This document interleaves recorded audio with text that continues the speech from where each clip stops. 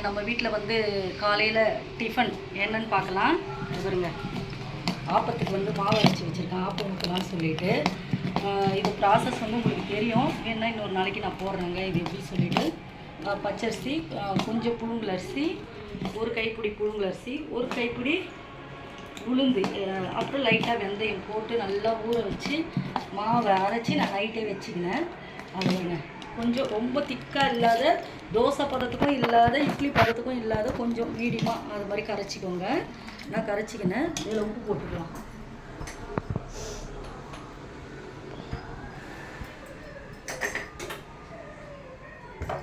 லைட்டாக சோடா மாவு போட்டுக்கோங்க.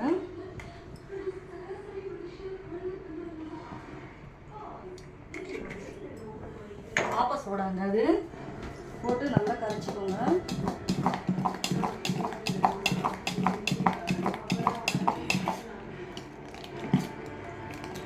ஏற்கனவே தேங்காய் பால் எடுத்து வச்சாச்சுக்கோங்க. ஆப்பத்துக்கு தேங்காய் பால் நல்லா திக்கான தேங்காய் பாலுங்க. ஏலக்காய்லாம் போட்டு மிக்சியில் அடித்து ஃபில்ட்ரு பண்ணி வச்சாச்சு. சரிங்களா, இது ஒரு பக்கம் இருக்கட்டும். இதுக்கு நடுவில் வந்து நம்ம பாயா தான் செய்யலான்னு நினச்சோம், செவ்வாய்க்கிழமை, அதனால் பாயா செய்யலை. குருமா செஞ்சிடலாம் ஆப்பத்துக்கு. இன்னொரு சைட் டிஷ் கடாய் வச்சாச்சு. நான் ஏற்கனவே வந்து உருளைக்கிழங்கும் கேரட்டும் வேக வச்சுக்கணுங்க. இது கூட நம்ம வந்து காலிஃப்ளவர் போடலாம், ப்ரோக்கோலி போடலாம், பீன்ஸ் போடலாம், அந்த காயெல்லாம் போடலாம். என் கையில் இருந்தது இந்த 2 காய் தான், அதை போட்டுக்கலாம். நம்ம அதை மட்டும் வேக வச்சு எடுத்தாச்சு. ஆயில் ஊற்றிக்கலாங்க. அந்த காய் வேக வச்ச கடாயிலே ஆயில் ஊற்றிக்கலாம். ஆயில் ஊற்றிக்கிட்டு குருமா தானே, நம்ம வந்து பெரிய சோம்பு போட்டுக்கலாங்க. 2 கிராம்பு, கொஞ்சோண்டு பட்டை போட்டுக்கிறேன், ஒரு இந்த பூ போட்டுக்கிறேன். அனாசி பூ இல்லைங்க, அதனால் அப்படியே விட்டுருங்க. அனாசி பூ காலி ஆகிடுச்சு. இதை வச்சுக்கலாம். அதை வச்சுது இதில் வந்து நான் பச்சை மிளகாவும் சின்ன வெங்காயமும் சேர்த்து அரைச்சி வச்சுக்கணுங்க. அதை போட்டுக்கலாம். இப்படி போட்டால் கொஞ்சம் திக்காக வரும், அதனால் அதையும் அரைச்சிக்கோங்க.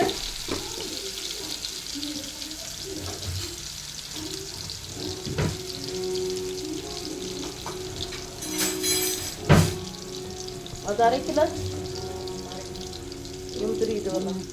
நல்லா வதக்கிக்கலாங்க.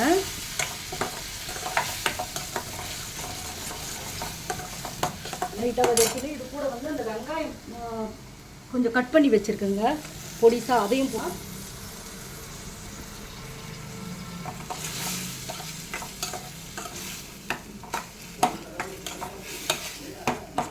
வதக்கிக்கிட்டு இதுக்கு தேவையான உப்பு கொஞ்சம் ஆட் பண்ணிக்கலாங்க. நான் வந்து இந்து உப்பு வாங்கி வச்சுருக்கேன், பிங்க் சால்ட். அதான் இந்து உப்பு, அது போட்டுக்கிறேங்க.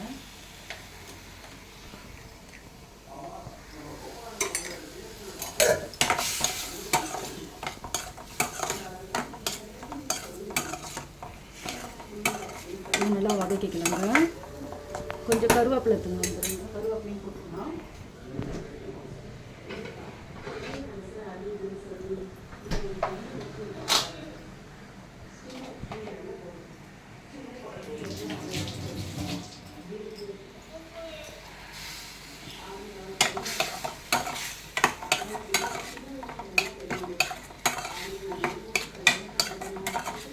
இதில் ஏற்கனவே நான் வந்து ஏலக்காவும் கசகசாவும் ஊற வச்சுருக்கேங்க. ஏலக்காவை முந்திரி, சாரி, இது கூட வந்து நான் முந்திரியும் கசகசாவும் ஊற வச்சுருக்கேங்க. முந்திரி தானே சொன்னேன், முந்திரியும் கசகசாவும் ஊற வச்சுருக்கேன்.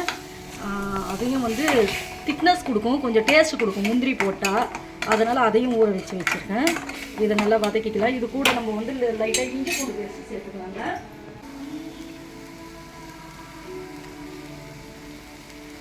இஞ்சி பூண்டு பேஸ்ட்டு சேர்த்துக்கலாங்க.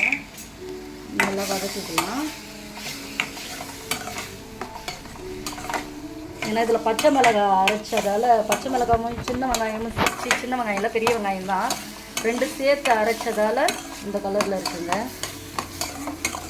நல்லா வதக்கிக்கோங்க.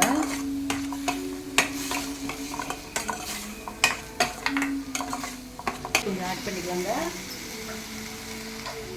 ரொம்ப ஆட் பண்ணதோட கொஞ்சமாக ஆட் பண்ணிக்கோங்க.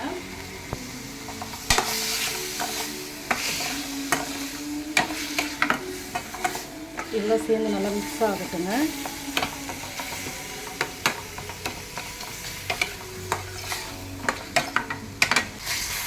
இதை அப்படியே சேர்த்துக்கலாங்க.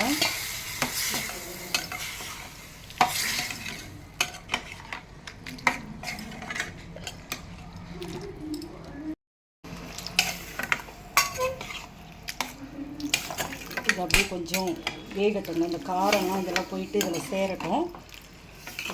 அதுக்குள்ளே நம்ம தேங்காய் அரைச்சிக்கலாங்க. தேங்காய் அந்த கசகசா முந்திரிலாம் சேர்த்து அரைச்சிக்கலாம். தண்ணியாக வேணுன்றவங்க தண்ணி ஊற்றிக்கோங்க. ஆனால் இது கொஞ்சம் திக்காக சாப்பிட்டா தாங்க நல்லாயிருக்கும். தண்ணி ஊற்றுறத விட இது அப்படியே இருக்குதுங்க. ரெடி ஆகட்டும். காய் இந்த நம்ம அரைச்சி விட்ட விழுது எல்லாம் கொஞ்சம் வந்துடுச்சு. இப்போ வந்து நம்ம ஏற்கனவே அரைச்சி வச்ச இதில் வந்து தேங்காய் கசகசா முந்திரி எல்லாத்தையும் போட்டு அரைச்சி வச்சுருக்கோம். அதை அப்படியே போட்டுக்கலாங்க. போட்டு இந்த பச்சை வாசனை போகிற வரைக்கும் தாங்க, ரொம்ப வேண்டாம். அந்த பச்சை வாசனை போனதுக்கப்புறம் நம்ம ஆஃப் பண்ணிடலாம். இதுங்க கொத்தமல்லி ஆட் பண்ணிக்கலாம். அப்படியே நல்லா கலந்து விட்டுக்கலாம்.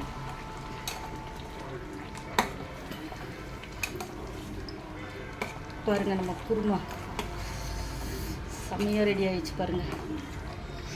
பாயா மாதிரியே இருக்குது பாருங்கள்.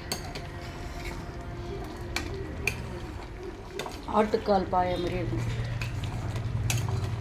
ரொம்ப கொதிக்க விடாதீங்க, ஏன்னா தேங்காய் போட்டிருக்கோம். அதனால் ரொம்ப கொதிக்க விட தேவையில்லை. ஒரு 2 நிமிஷம் கூட இல்லை, அவ்வளோதான். அந்த ஸ்மெல்லு போன உடனே, அந்த பச்சை ஸ்மெல்லு போன உடனே நம்ம இறக்கிடலாங்க.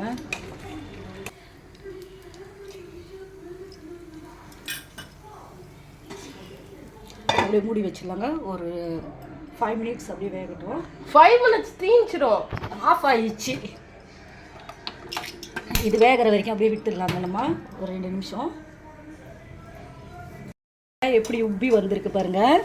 இந்த ஸ்டேஜில் நம்ம ஆப்பத்தை, நம்மளுக்கு வந்து ஆப்பக்கடாய் வந்து அந்த குழி வந்து சின்னதாக இருக்கவே நமக்கு இந்த அளவுக்கு தாங்க வருது. ரொம்ப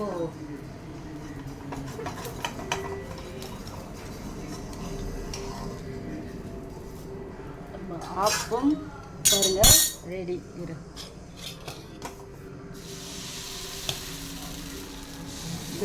ஆஃப் பண்ணிக்கிறோம். எத்தனை அப்போ 3 நாளா? போதுமா 3?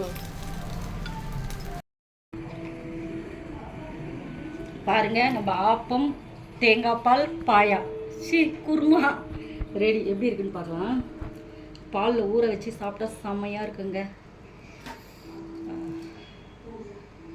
நல்லா முக்கி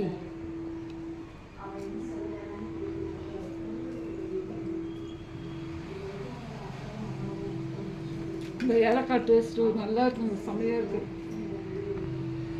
இனிப்புலாம் கரெக்டாக இருக்குது. அடுத்து வந்து குருமா செம்ம சூடு.